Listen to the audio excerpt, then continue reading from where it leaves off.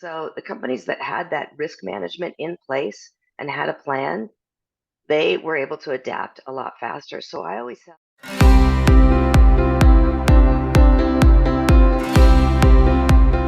Hey guys, welcome to another episode of E-commerce Growth Academy. I'm your host Mohit, founder at Blash.io. Today I have Kathleen with me. Kathleen is an e-commerce veteran, supply chain expert, running various kinds of consulting organization, right? So welcome, Kathleen. Heartily welcome from the entire Blash team, Thank you so much. right? Okay, so to get started, I think the first thing would be more relevant is a little bit of your background, your story behind it, how did you, travel this far, Kathleen? Yeah, so I've been a founder. I've founded and had some excellent exits from some companies, and then about 10 years ago, my brother and I decided to start a company together doing horticultural lighting. And about halfway through that journey, I decided I wanted to do more than just operations for companies that I owned, and I wanted to help other founders with their operations and take what I had learned and be able to help other founders accelerate their journey. So I started consulting in e-commerce ops. So my wheelhouse is anything involving movement of goods. So from manufacturer through supply chain, freight forwarding to order management and optimizing your flow from your sales channels to warehouses, and then 3PLs, and then also that final mile of logistics till it gets to the customer's hands. Okay, okay. So, let's get started right now. If we see over the period of, take last couple of years also, or, if you compare it with, say, last one decade, right? So e-commerce industry has changed a lot, right? And then so with the logistic and the entire distribution network as well, right? How we used to, handle our logistic and supply chain is very different, right, than what we used to have, today. So, how have you seen this journey so far, Kathleen? And what do you think? Where do we today? And what do you see? Next couple of years, some good surprises are in store. Yeah, it's really interesting. Prior to COVID, nobody knew what supply chain meant. Like you would tell people who asked what you did, and their eyes would just glaze over. They didn't get it. Now everybody knows what supply chain is. So at least there's more education around it and what it entails.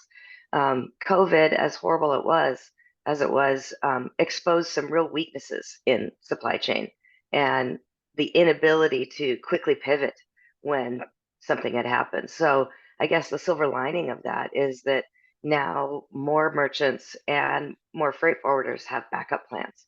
They've all been able to see where the gaps are and where the weaknesses were. And really, even continuing now, the biggest weakness in supply chain is technology. It's kind of analog. There's a lot of emails, there's a lot of phone calls, there's a lot of WhatsApp messages, a lot of PDF files going back and forth, but not a lot of automation. Mm-hmm. So what are the two, three, powerful thing, current modern age, supply system or, the solution providers that, which it is available outside, which founders or, the e-commerce entrepreneurs should leverage? Yeah. So, like I said, automation. So, e-commerce has gone up, up, up especially over the last 5 years, and supply chain needs to come up to meet it. Now, parts of the supply chain have, for instance, 3PL warehouses have invested in robotics and sorting system and different vehicles and different technology for scanning packages and being able to more efficiently manage packages within a warehouse. So they are embracing the technology to be more efficient once a product gets to the warehouse. So there are pieces that have advanced using automation and technology, and I think in the next few years we'll see more and more of that, and especially with regards to the other piece, the supply chain, so that relationship with the manufacturing all the way until it gets to that warehouse. I think we'll start to see more efficiencies come into play. Merchants are having to rise to the challenge of customers who want faster delivery. During COVID, they got used to it taking a little bit longer, right? And everybody would say, well, supply chain was the problem. Now that has eased up, consumers want that Amazon Prime overnight second day delivery. So merchants are having to rise to that challenge and reintegrate those things. Whereas for a while they were able to kind of sit back and be okay with, a week or two till your product got to you. Okay. Okay. So of late, I've been reading about a lot more. We are venturing into global e-commerce space where the borders are getting virtually finished in terms, which is good thing, right, for people to explore Mhm. various global products, right? How does supply chain plays a role here? Like what are the things which so me as entrepreneur, if I want to probably start selling into say US, right? So I would probably pick one or two names which at least the US market it's very famous in, but how does one approach to these global e-commerce now, right? Yeah, that's a super good question. I think with COVID also opened up our borders. We were able to see how we could move things back and forth between countries, and a lot of merchants have decided, therefore, to expand. There's a lot of US merchants coming into EU, UK, Australia, Asia, and vice versa. So I love that the lines are being blurred. There are some things that have to be done in terms of customs and uh, bills of materials and things you have to track to make sure that you're meeting any kind of compliance for safety within those countries. But I think that the biggest thing that is important that I would always recommend to anybody trying to move into another country to sell their product. If they're going to warehouse in that country, do not use Google to find a warehouse, because then you're going to get the warehouse that's paid the most in advertising and not necessarily the best fit for you. There are a lot of things that you need to do to find the right warehouse and to establish. But the number one thing is find one that's vetted by somebody that you trust. I have a huge list of warehouses that I vetted, and it's really critical to me to never refer someone to a warehouse that I haven't checked out first. So even personally, I don't Google for warehouses. I dig into my network, get into LinkedIn, Reddit, any of the Slack groups that I'm in, and I just start asking questions. I think that's the case for any kind of vendor that you're going to use, whether it be a manufacturer, a freight forwarder, a logistics company. Make sure that other people are using it and happy, because you don't want to end up moving. Once you get it established, you want to stay. Okay. Okay.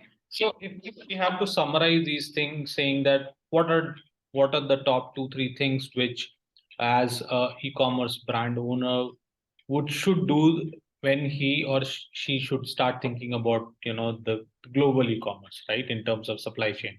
Where does he start from? Yeah. I think it happens right at the beginning. I Okay. think that when a founder has an idea, Mhm. they should start focusing on supply chain. You can't just think of supply chain as the warehouse it's sitting in to go out to merchants, right? Supply chain goes all the way back to manufacturing.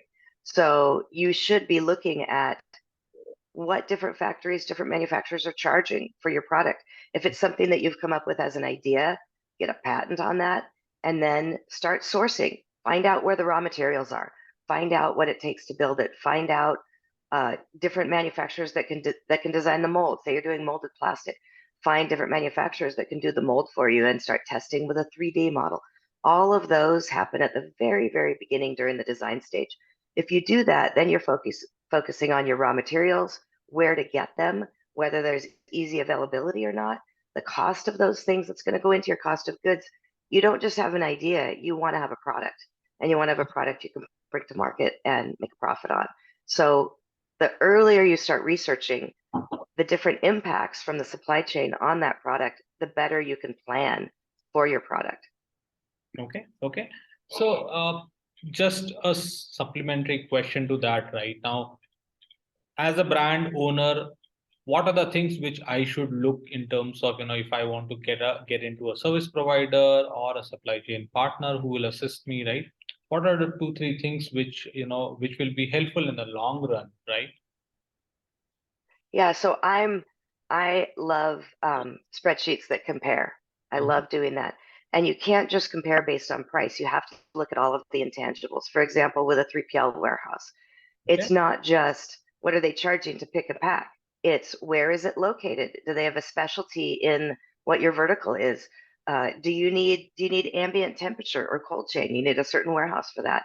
Do you want a warehouse that has multiple locations across the geography, or do you want to bring all your stuff into a port and have it very close to the port so you're not paying to truck something across the country? So you need to think of all the intangibles beyond just what they charge, because the right fit for you is going to be determined by all of those other things, not the invoice. If you look at what they charge, it all kind of averages out across time. But the intangibles of whether they are the right fit for your product and even for your personality, meet them, talk to them, find out whether you feel like you could be friends with them, find out if you feel like the customer service person is going to be uh, responsive to the questions that you ask and to the emails, and then vet them, talk to other people. Has anybody used these guys? What is your experience? Mhm. What's good? What's bad? Give me the pros and cons. And then I like to build a spreadsheet and I rank all of that. I score every answer to every question. And at the end, I look at that total and then I also look at the price quote. So I compare both things because the total of those intangible questions is way more important in terms of long-term staying with a partner. Okay. Okay. So, now if I have figured out all these things, now I was probably, about to get into a partnership with someone, right? Now, what should be my strategy in a very simple terms? Like I'm in a growth stage or I'm in an initial stage. How do I build a strong, resilient, supply chain model, like, which will help me today when I'm, packaging, say, couple of hundred orders in a day, and it as it scales up to, a couple of thousands or, probably, a multi-thousand in coming years, right? What shall I Right. do in terms of, some very high level checklist, Kathy? Well, so it's similar to what we've already been talking about. Again, with vetting your vendors, make sure they can scale with you. Are they making this in, a little tiny room behind their house, or Mhm. do they have a factory, right? With the warehouse, how many clients do they serve? How many square footage do they have? Make sure that they can scale with you and that they want to. When you are vetting those partners, you've got to find out, hey, I'm a startup. Are you willing to scale with me? Are you willing to give me terms on my inventory? Are you willing to give me terms on what I'm paying for storage? Can I pay that 60 days after it comes in? So negotiate, right? And plan on scaling, but also start out your negotiation based on where you are right now so that you can afford to put your supply chain in place. Make sure you've budgeted through each piece of it, but also negotiated in what happens at this stage, and this stage. So negotiate your discounts as you get bigger and bigger so that your vendors know that you are going to scale, you're planning to scale, and they are not just your vendor, they're your partner in this. Okay, okay. One thing which probably, I think majority of these vendors do promise, but I think we do, maybe, fail to check the details that, what's your SLA or the approach towards the disaster recovery, something in a very unforeseen circumstances, right? What Yeah. should brand owner should take care around these things here? Well, and this is something that is so often overlooked. I'm glad you asked the question. And merchants who were active during COVID figured that one out really fast. If they did not have a plan, a risk management plan, then they were scrambling and it was costing a lot of money and it Correct. took a lot of time, right? They were not ready to hit the ground running. Companies that had a disaster recovery plan in place, they were ready, right? They were ready. They had multiple vendors they could call. They had backup plans for freight forwarding. Maybe they had a backup plan for warehousing. Maybe they had excess inventory in storage here in the United States that they could use and they didn't have to import anything. So the companies that had that risk management in place and had a plan, they were able to adapt a lot faster. So I always tell a merchant, assess and plan for risks and be creative. Think of any kind of risk and think of any kind of plan and Mhm. then write it down and have an A, B, C. Who's in charge of what? At what stage do we do this, and this? And then often, I'm saying every quarter at least, pull that plan out and make sure it's still viable. Make sure that the budgets are right and things haven't changed. So that way, if something happens, you're ready to move. And I'm not just talking global, like what happened with COVID. There could be something small that could happen that would create a short-term disaster. I was running ops for a company once, and Shopify had an error and stopped charging their credit cards. This was a very, very high volume merchant. Mhm. And between 11 a.m. when the customer service people noticed it and when it first started, there were over 2,000 orders where the payment had not been captured. So the customer service team was very small at this company. I was running ops and I had two people who worked with me. I took the entire customer service team plus all three of the operations department, and I put everybody on Shopify. Click, click, click, click, process credit cards, right? And but that many, it took a while. But thank goodness that the customer service person noticed it, right? So in that case, the mitigation was what staffers can we pull away from what they're doing and onto this project, right? So it wasn't a big financial thing, it wasn't a freight forwarding thing, but it was a people resources thing. What can we do to fix this as quickly as possible? So your risk management can be big all the way through to your manufacturer and payment terms, maybe even a line of credit that you have in place, or it could be small. If something happens on this day, how many people have I trained internally that can jump in quickly and help? Okay. Okay. Uh, Another very interesting topic here is about technology, right? So now I will not ask that, if the technology will be useful or the analytics will be useful or not, which is very much given today. But what sort of insights, one should look at, right? What are the, couple of things which will give me certain deep insights and which will give me a sound health that, hey, my supply chain, my logistics are in place and I need not worry about something, right? Yeah, that's another really good question. You know, it's really, they say knowledge is power, right? So the more you know, the more power you have. And that is related to every piece of your supply chain. So with your manufacturer, for instance, maybe they have a portal that you go into and order things and put in purchase orders, et cetera, et cetera. But maybe your line of communication with them is just via email with your account manager. Well, you need to have a secondary line of communication. You need to have WhatsApp or somebody's phone number or email to the CEO of the company. So again, that's those backup plans. It's really important to put in any piece of technology that you can that will help automate and smooth things over. There are supply chain technologies. Flexport just bought Deliver from Shopify, so now they are combining freight forwarding with warehousing. So they were trying to do end to end, and Flexport has a beautiful piece of software for that the freight forwarding piece of tracking something across the ocean. But the piece that's missing is that manufacturer piece, right? It isn't tied in to purchase orders and what you've ordered and what you have and demand planning for your inventory, right? That's another piece of technology that you need to have in place. You need to know what you have in your warehouse. You need to know the velocity of what's being ordered, and you need to know how quickly your manufacturer can turn around a new order, right? So that has nothing to do with freight forwarding or logistics. It has everything to do with how fast it's selling and how fast it's being made. So investing in technology for all of that to automate it and get answers to your questions is really critical. And right now, with the advent of AI becoming so important, the time is ripe to have those types of questions automatically put in there and answered so you already get your data analytics. Okay, okay, very fairly put here. So, after doing all these things, right, the consumer will expect to have a wow experience as of today. Like, I mean, now consumers are spoiled by, services like Amazon, where, everything gets delivered between 24 to 48 hours, right? Now, what beyond Amazon? Like, not everybody would probably, would be selling it in Amazon. I, as a brand, would want to create my own identity, right?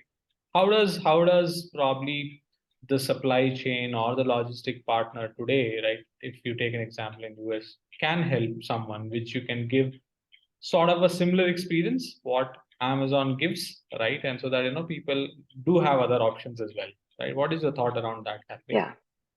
Well, it all depends on what your goals are, right? So if your goal is to compete with Amazon on speed, Mhm. then you're going to want to distribute your products in multiple warehouses across your geography so that an order goes to the warehouse that's the very closest and gets to that customer faster. Otherwise, you're going to have to invest in faster delivery methods, and those cost more. So if that's your priority, if speed is your priority, distributing your inventory is the only way to meet that need. Now, there are other times where speed is not a priority and there are other things that are. For Mhm. example, if you are in a category where you have very high tariff rates to import into the US and Mhm. you have a product that consumers want here in the US that is under $800 for the retail value, you can actually house your product outside of the US in China, Canada, Mexico, and bring it in under what's called Section 321. And there are warehouses that specialize in that. And it will pass into the US one package at a time for your consumers, and the tariffs won't be assessed. It'll go straight to the consumer. So if you're in some of those categories where you're paying 32% for a tariff fee, that's 32% of your profit margin. So it may take 7 or 8 days to get to that customer, Mhm. but you're able to give a better price to your customer because you don't have to mark it up for the tariff fees. So again, it's all based on what your priorities and your needs are.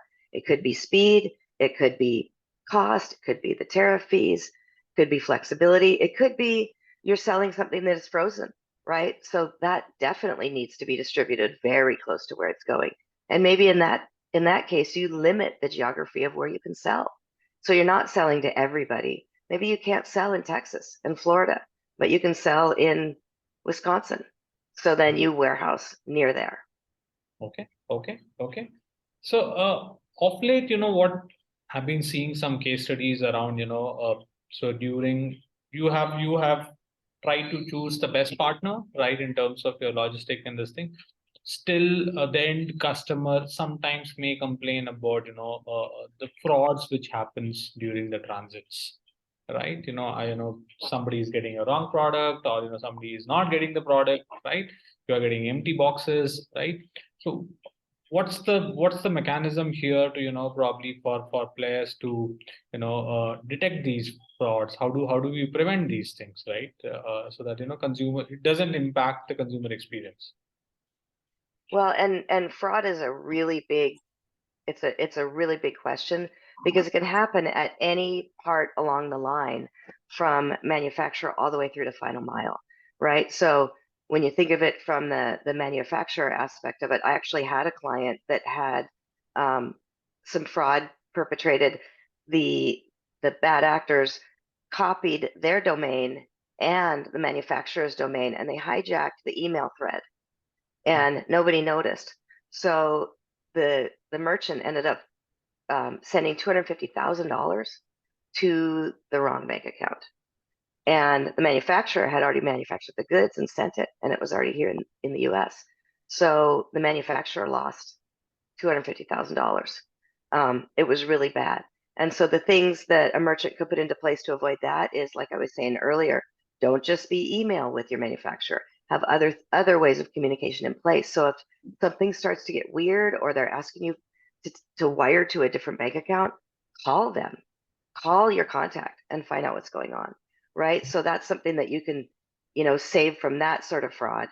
There is warehouse fraud. Well, the more technology the warehouse has in place to be tracking inventory, you know what you sent them, you know what they have at all times, you know what's being shipped out, you're tracking that, right? And so you know what's happening, and you know if there's ever a mismatch in inventory long before it becomes a big problem. Um, there's logistics issues. Maybe somebody steals things out of a truck or steals things off your front porch. A merchant can put in guarantees and insurance that either the merchant can pay for or the customer can pay for. It can be as low as 99 cents, and that package is insured. So if it does get stolen off your front porch by porch pirates, then you just put in a claim and you get another one. So there are things that can be put into place, and there are some really quality services that have those guarantees and have those warranties that will help with that. The whole other side of the coin is when fraud is perpetrated on a merchant by the consumers. So, credit card fraud and people ordering product and receiving it and then doing a chargeback. And those are places where a merchant can really lose a lot of money and really struggle. I actually just published a couple of blogs on both of those, how to win chargebacks and how to prevent credit card fraud and fraud on your website. There are a bunch of different things you can put into place in order to keep your product and your company safe from some of those losses. Correct. I think this is one of the very deeper and wider topic. I think we should have a Yeah. separate dedicated session around this. But I'm really enjoying this conversation, Kathleen. So just to conclude this part of stuff right now, you are a supply chain expert there. Now, from an Indian brand perspective, right? If you have to guide the audience that, hey, today if I want to start seeing US as one of our market, right, for my e-commerce product, right? What are the few things as a brand owner should or can do, right, as a first few steps? Of course, I cannot travel there, I cannot go and see this store, right, initially in the initial, say 0 to 1 or 1 to 10 journey also, right? How will you guide, probably in a couple of things that would be really, really useful?